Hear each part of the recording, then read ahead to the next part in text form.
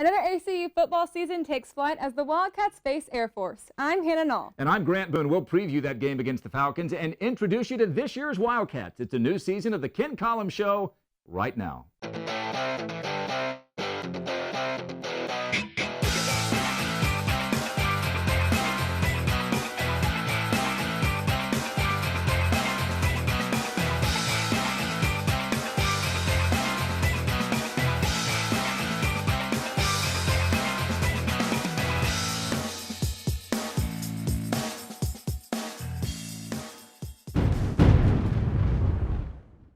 Welcome to another season of the Ken Collums Show from the JMC Network studios on the ACU campus. I'm Grant Boone, joined by ACU junior Hannah Knoll, and beginning his 5th season as ACU head football coach, it's Ken Collums. Well, today's game at the Air Force Academy in Colorado Springs, Colorado. It begins the 95th year of Wildcat football. Coach, as a former player and for the last couple of decades as a coach, what does opening day mean to you? Well, opening day is a compilation of everything from January on. You know, you start training your guys in the training room in January. You sign a new signing class. Yeah. You pick up a few transfers, and then summertime, fall camp, and then it's time to roll. Coach, the first game of every season is super emotional. So considering that Air Force has at least 20,000 fans at every home game, what kind of impact do you think that big crowd's going to have on your guys? I think it'll have a great impact. I mean, our guys are going to be excited anyway. When you walk into a venue like that, they'll play the national anthem, they'll fly a C-130 over, and I mean, you're running pretty hot. And our guys are going to have to show a lot more poise and a lot more discipline because the passion level will be very, very high. So we're excited about playing Air Force. It should be great weather. Well, it should be a great game, and we'll preview that game a little bit later on. But when we come back, we will meet this year's Wildcats with an in-depth look at the 2016 roster. Stay with us here on the Ken Collums Show. Welcome back to the Ken Collums Show. A new season means a new roster. It's always a blend of returning starters, last year's reserves stepping up to the first team, a couple of transfers, and a crop of, hopefully, impact freshmen. Coach, let's begin by taking a look at your offense. You turn the reins of the offense over to redshirt sophomore Dallas SEALEY. You made that switch after spring ball. So what is it that you saw in Dallas that made you think he's ready to be number one? You know, he started a few games last year and played well at times. You know, any new starter is going to need to play a little more consistently. Ended up with a injured thumb, the reason he couldn't finish the season. But he put together a quality spring, a great summer, and a great fall camp. And what he brings to the table is the ability to extend plays when things break down. And against a good defense, I mean, the pocket's going to look a little dicey at times. It's not going to look like this perfect pocket, and you're going to need somebody who can create different things. He can make all the throws. He's very accurate, change arm angles, throw on the run. But he's learning how to play the position still, and there's a whole lot to it. Well, he'll have some impressive weapons at his disposal. You lose some receivers like Cade Stone, like Jonathan Epps. Carl Whitley, you're not quite sure about, right, at wide receiver? Yes, Carl's our most productive receiver returning. He tore an ACL at the end of last season, and we don't 100% know even yet. It's going to be a game-time decision whether we're going to play him or whether we're going to play him all year. He's got a redshirt year, so we're going to be smart about that. You do have some guys you've brought in with some experience on the junior college level. Tell us about some of those new guys. All right, DJ Fuller is a junior college guy out of California. He'll be our fastest guy. I mean, he can really run. It'll be like the old times with some of those guys that we used to have that could run. He's a quality guy, can run and adjust down the field. Troy Grant is a tall 6'4" guy from junior college guy from California. I mean, from Kansas. Yeah. And he has the ability to win one-on-ones. And when you're at McNeese and they're stopping DeAndre Brown, man, because that's what everybody's going to try to do, you got to win those one-on-ones out wide. You mentioned DeAndre Brown, preseason first-team All-Conference. Last year he ran behind a banged-up offensive line. You get Riley Mayfield back this year on the offensive line. He started every game for you as a freshman. How big will that be to help clear some space for DeAndre? Oh, it'll be huge. I mean, Riley started 12 games for us the year before because we played 12. Started every game, and bummed his knee up last summer and didn't play a single down for us last year. But you got Dakota Laws at you better roll into the Southland with 2 quality tackles, and those guys can play, and they've got a lot of games under their belt. Let's move over to the defense, Coach. You have a guy right in the middle of the field who is a preseason All-America. He led all of FCS football last year in solo tackles, and Sam Denmark. Why is he such a playmaker? Well, he's instinctive. If you're not instinctive, you can't handle everything that offenses do to linebackers. They do a lot of things to manipulate linebackers and safeties. He's able to figure all that out. He's standing in the middle of the field. He's got half the offense over here, half over here, and he's still able to figure all that out and still make tackles over and over. If Bryson Gates stays healthy for 11 games, how good can he be? Well, I hope he can be really good. He hadn't done that yet. So, those guys are going to be able to make plays.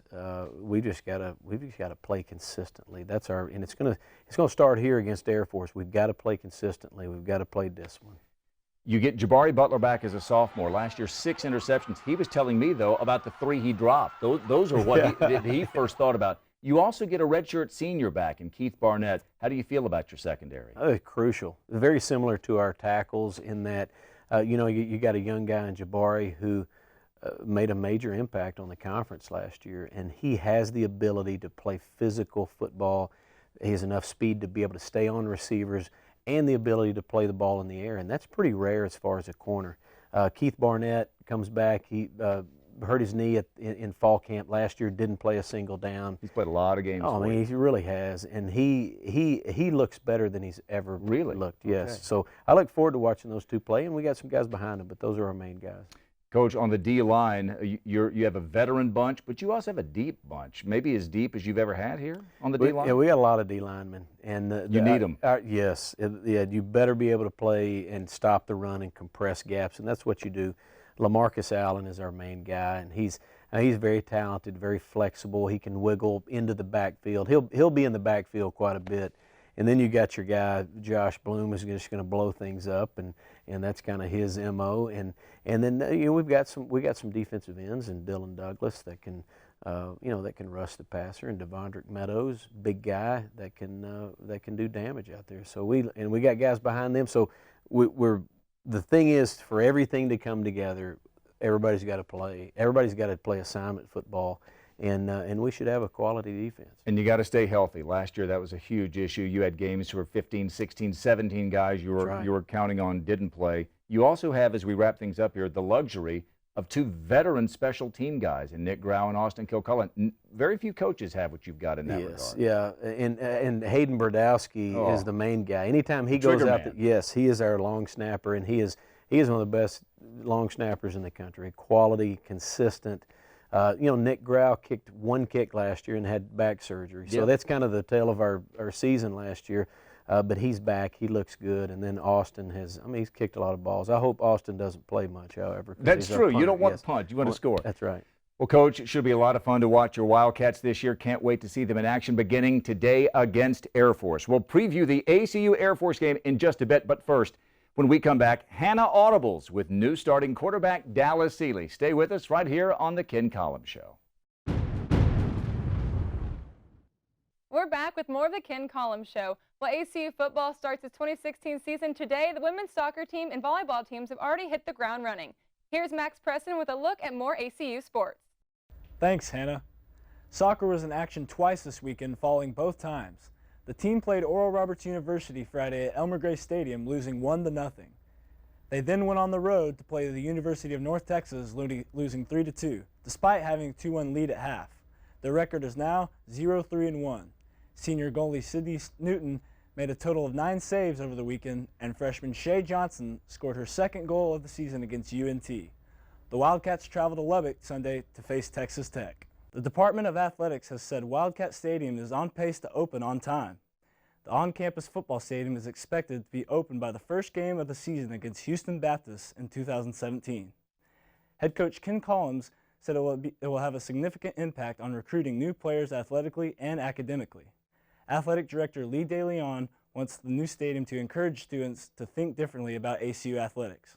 It's a true game changer within this program, but within this entire school. I mean, this will change the face of just ACU and the people which we bring in and how we recruit. I mean, it's gonna help everybody involved.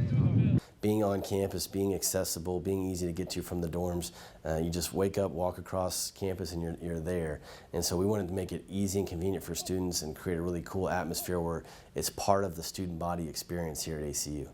You know, when I got here, we started saying "Go Wildcats," and people didn't know how to respond. And now, a year and a half, 2 years later, now everybody knows how to respond, and we've been able to change the culture. And Dr. Schubert started opening assembly yesterday by saying "Go Wildcats," and there was 5,000 people that said this really loud and passionate "Go Wildcats" back, and that's what I was wanting, just that kind of culture. And so, to me, that shows that we can change the culture here, and we can change the way people think about athletics and how they view football games as part of the ACU student experience. And so that's what we're trying to do, is create an experience that really enhances your time at ACU as a student.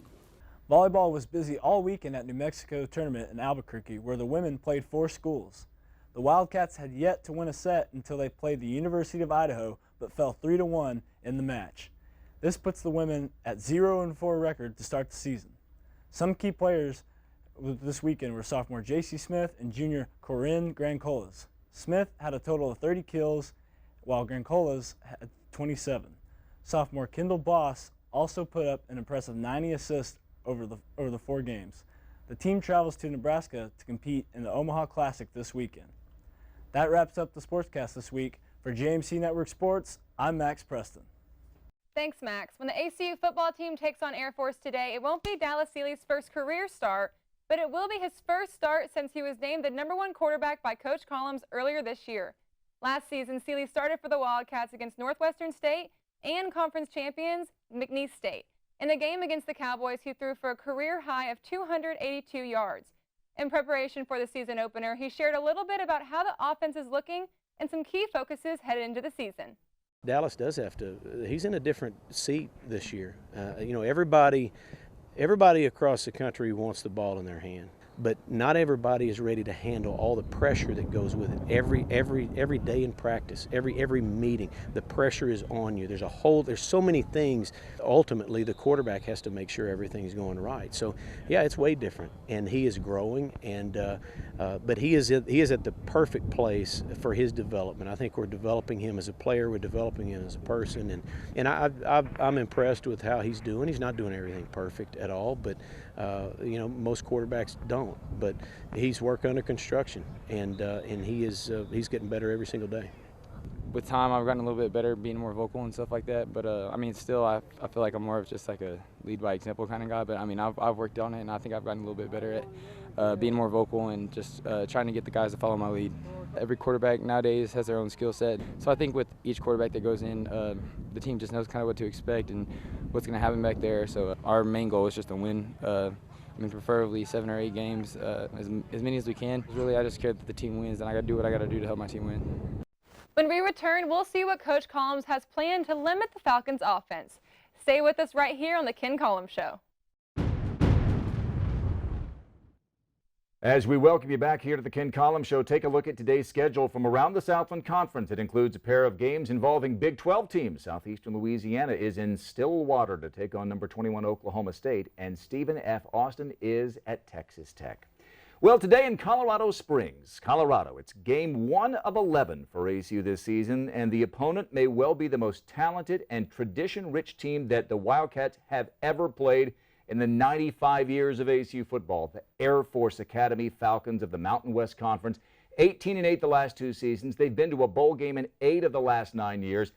But beyond all of the numbers, there's the Air Force aura, the cadets marching onto the field, the pregame flyover, and of course that tricky triple option offense. Coach, let's begin on that side of the ball as we preview today's matchup. What makes that triple option offense so tough to defend, and what's the most important thing your defense will have to do today? Well, the number one thing, it is so unique. You know, people, it used to, everybody used to do it, or most people, and then now a handful of teams do it. And so that in and of itself is unique. But the thing with the Air Force Academy is they do it with unique people. They do it with people who are the epitome of discipline and tough and committed, and that makes it even more tough to defend. And the thing is, to defend the option, you've got to use what they have against them. You've got to use discipline, and you've got to be committed to your assignment, and you can't look over your shoulder to see what your buddy's doing. Your eyes have got to be right, or somebody's going to be running down the middle of the field. That's hard, with though, isn't it? Oh, yeah, it's hard. Yeah. Because somebody rips off a 10-yard gain, you're going to want to do a little bit more than you did over the last play, because you don't want it to happen again. You've got to sink back, take a deep breath, follow your assignment. And that's hard. It's hard for young men to do that in the first place over and over, but our guys are ready. Coach Doolin and those guys have got them ready. So it should be an interesting afternoon there. Coach, you mentioned that Dallas is slowly getting into the role of a starting quarterback. So given what you've seen from the Air Force defense, is there anything that you're specifically wanting him to do to really take on this game? Yes, the number one thing is get the ball out of his hands. They're going to hit people. They're going to blitz. They hit quarterbacks over and over, and he'll see a lot of man coverage. Things will be pretty simple as far as what he sees. He just has to do a good job of directing the protection, knowing what's out there, and working the proper matchups. And we won't see a ton of different coverages. On third down, they do some different things, but man, you're going to see them pin their ears back and come after Dallas. Coach, you told me earlier that you've never coached in a game against a service academy school. You think about Navy, and you think about Army up at West Point, and now Air Force. There is something very different. We mentioned earlier there's going to be the flyover before the game, and you're going to see the cadets all in their uniforms marching on, in a group there. It is a very different feel. When you think about service academy football, what comes to mind? Well, I mean, it's the pride of the United States of America. That's a higher cut man that they are recruiting, young man out of high school, and that's what they want, and we all should want that. And because they train people for special things to defend our country so we can play this game, and so we honor them, and it'll be a cool deal for me and for my staff and for our entire program to go up there and be a part of that. And so it's going to be good. And by the way, they're a really good football team. Last year, there's that too, yes, yeah. And they played for the Mountain West Championship last year. Yeah. So it's not like they're kind of okay. They're a good outfit. Last season, you started with Fresno State, another big Mountain West Conference team, and a lot of the guys are returning from that this year. So do you think that the guys that played in that big stage, did they have an advantage coming into Air Force?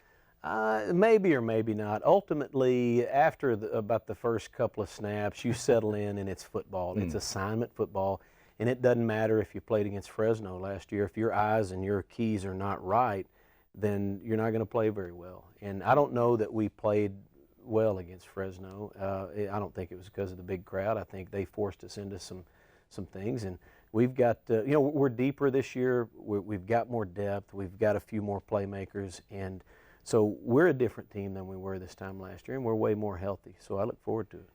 95 years of ACU football, Coach. You've been around, gosh, almost 20 years since you first came to ACU as an assistant coach, and now you're starting your 5th year. I mean, opening day, it never gets old, does it? No, it doesn't. And it's an exciting time, and all across the country. And for Wildcat fans, they should be proud of their program and proud of their team, and we hope to make them even more proud this afternoon. 4th and final year that ACU is in this transition to Division I. Starting in 2017, the Wildcats in every sport will be eligible for the postseason. One more season at Shotwell Stadium, one more season in this transition to Division I, and it begins today against the mighty Falcons of the Air Force Academy. We will have the broadcast for you on radio beginning at 12:30 Central Time. Lance Fleming and I will bring you the pregame show then, and then kickoff at 1 o'clock Central Time on 98.1 FM The Ticket. For Hannah Knoll and for Coach Ken Collums, I'm Grant Boone. Thanks for watching the show. Enjoy the game, and we'll see you next week right here on The Ken Collums Show.